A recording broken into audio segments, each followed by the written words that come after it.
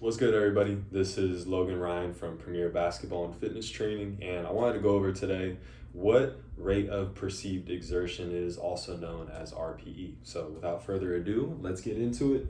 I made this whiteboard again, to help demonstrate what rate of perceived exertion is, aka RPE. So I'm going to start here at the bottom, actually.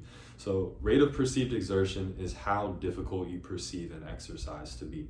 And we measure this on a continuum. Okay, so that continuum is on a scale of 1 to 10, with 1 being hella easy and 10 being hella hard. And yes, I am from the Bay, so I love to include hella in there with that.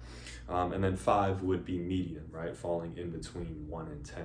So it's subjective, right? It's something that you feel, so it's an opinion, but it's a subjective measurement that we can at least put a number to. Right.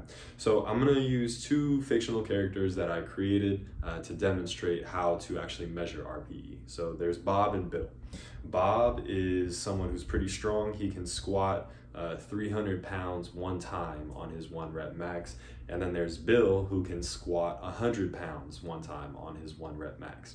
Now, if they both were doing the same workout where it called for 3 sets of 5 reps at an RPE 7, their weights are going to be different because their RPE, or their strength intensity in general, is significantly different, with Bob being significantly stronger than Bill.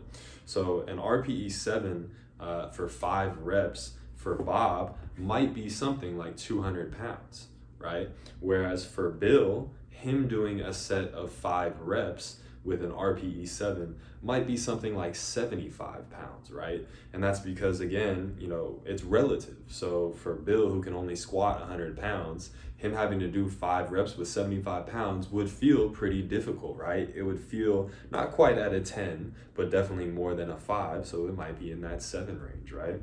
Whereas for Bob, who can squat 300 pounds, him doing 5 reps at an RPE 7 might be that 200, which again is not incredibly difficult. It's not hella hard at a 10, but it's certainly not at a medium intensity, so it might be a 7. And again, this is very subjective, but it does allow us to put a measurement to something where sometimes, I know for myself with my online clients or my online training programs, like, I don't know what people's 1 rep max is, so I use RPE to help us quantify what weight they should be using, but still allowing that individual to use their best judgment for that exercise. All right, so I hope that this was helpful in explaining what RPE is. Again, that's rate of perceived exertion, something we use or we measure on a continuum ranging from 1 to 10.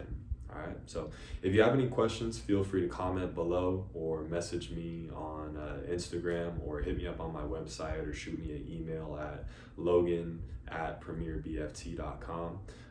But I hope that this was helpful for you, and continue to maximize your potential, pay it forward in your community, and spread agave love. Peace.